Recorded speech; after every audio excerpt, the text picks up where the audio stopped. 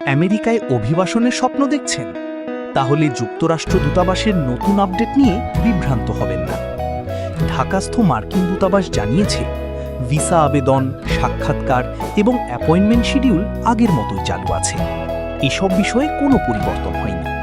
তবে ১ জুন থেকে immigrant visa প্রসেসিংয়ে এসেছে নতুন নিয়ম। এখন আবেদনকারীদের দূতাবাসে যেতে হবে ২ বার। প্রথম দিনে হবে ডকুমেন্ট যাচাই, ফিঙ্গারপ্রিন্ট এবং ছবি সংগ্রহ, আর দ্বিতীয় দিনে হবে কনসুলার অফিসারের সাথে ভিসা ইন্টারভিউ। তবে গুরুত্বপূর্ণ বিষয় হল, বাংলাদেশ এখনও সেই দেশগুলোর তালিকায় রয়েছে যাদের জন্য ইমিগ্রেন্ট ভিসা ইস্যু সাময়িকভাবে স্থগিত আছে। অর্থাৎ আবেদন, ইন্টারভিউ এবং অ্যাপয়েন্টমেন্ট চলবে, কিন্তু বর্তমান স্থগিতাদেশ বহাল থাকায় ভিসা ইস্যু করা হবে না।